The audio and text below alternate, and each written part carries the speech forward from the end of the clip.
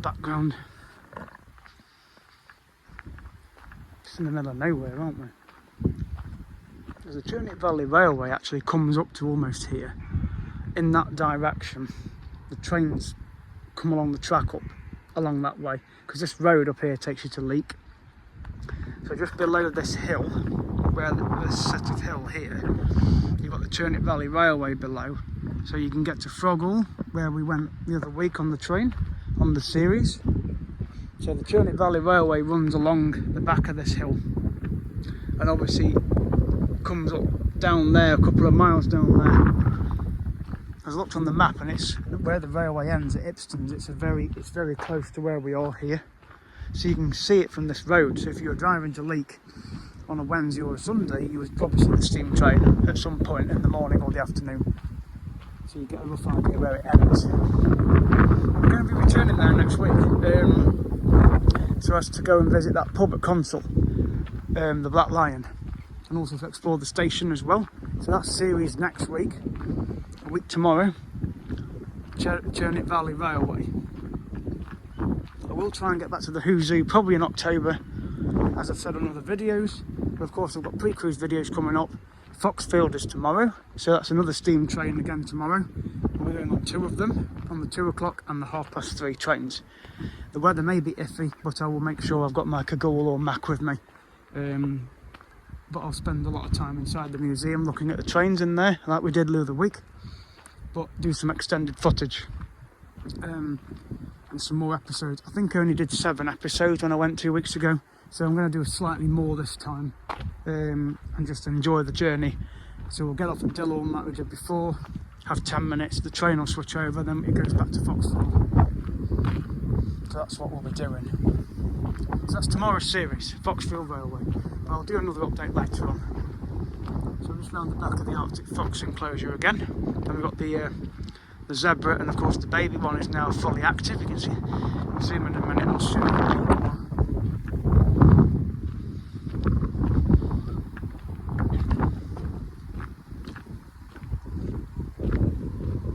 Yeah, there's the baby foal. Ah, that's cute little baby. It's just on a number 2.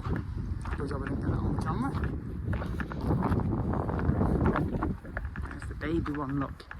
Next to his mum, or his dad, possibly.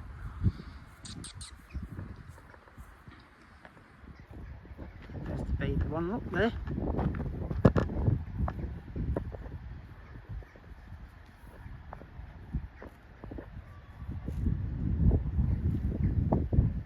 They're basically black and white horses, aren't they, really?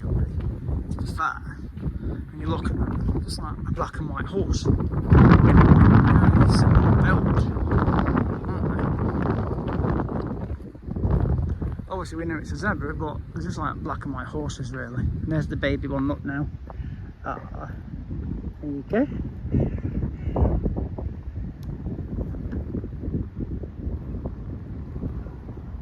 Settled in very well, and here comes one of the parents here, look.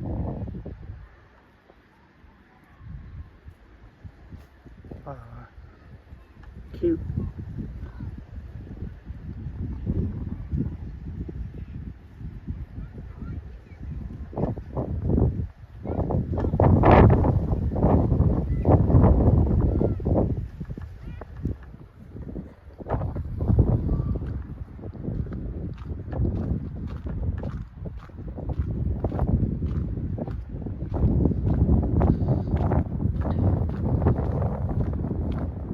Zebras can live up to 35 years old.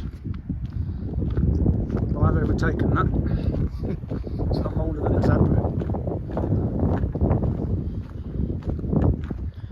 A zebra can run up to 40 miles an hour, which in a car, yeah, you can imagine if you do 40 miles an hour in a car, that's how fast a zebra can run. I'll have a walk down the wildlife walk, back towards the red pandas and the otters.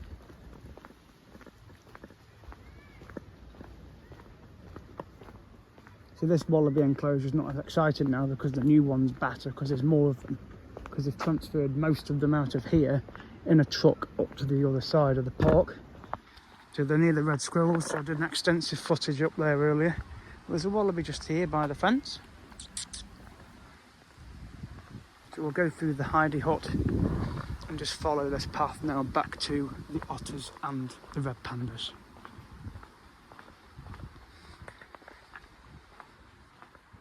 Because you never know what insects you might see as well, you see.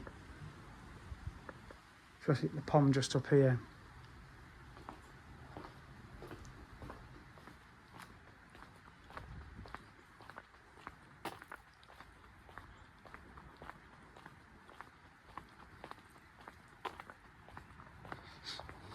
Tiny ravers. Must be a silent disco or something.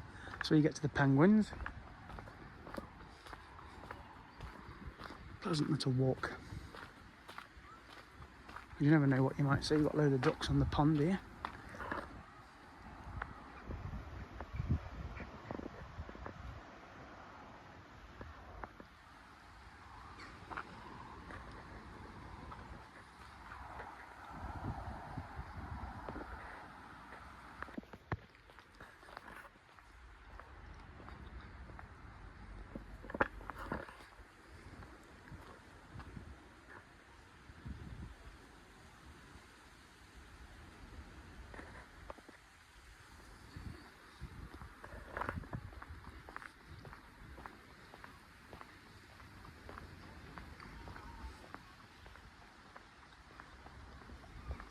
They might be using the overflow car park because there's people walking up a path there, because it was pretty full when I got here, pretty packed.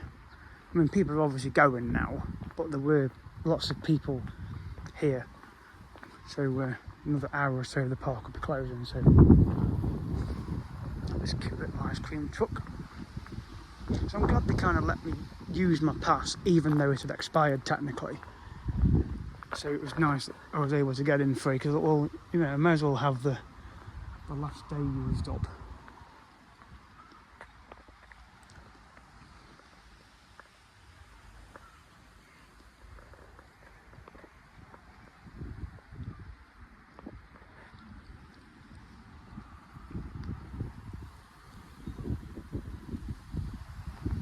Yeah, so there's cars in that car park over there, you see.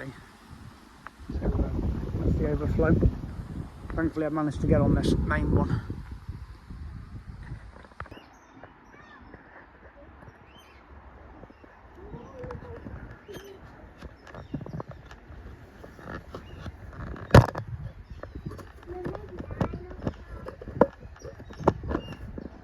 Now then, there you go.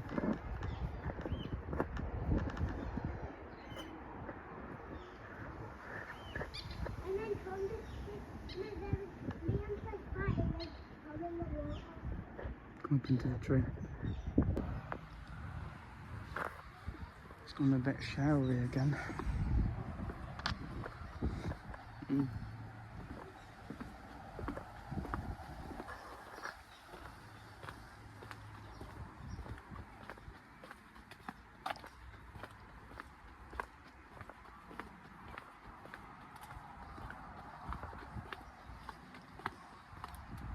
There's an owl sculpture there, look. Just here. Starting to drizzle again with rain.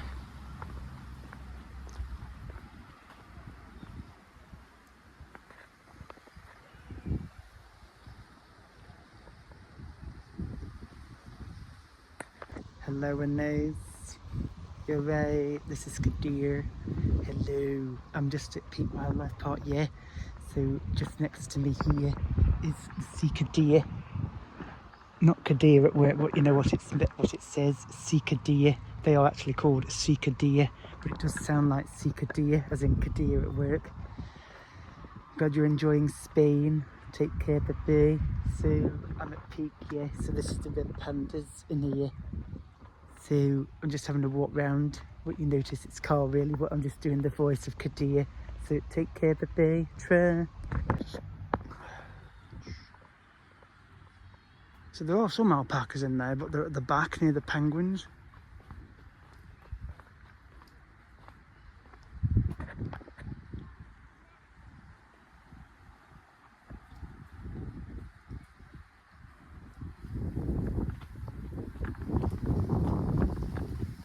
heading back towards the meerkats now.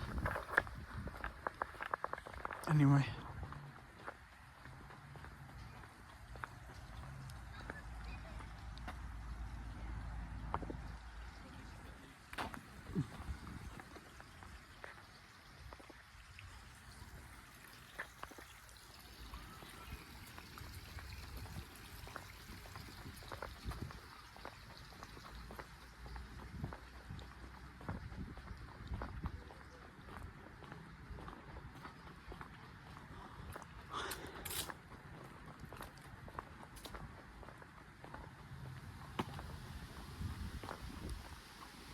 Well, the tourist voice hasn't come out. No change there. So this is what you get, you see, with your annual membership. Take today's entry off. Unlimited entry to the park for a year. 20% off pizzas and hot drinks. 10% off in our shop. Scan that QR code or go on the website. So if you've paid a ticket online, or even when you get here, you can upgrade to an annual pass, and they will take off the price of the ticket for the pass.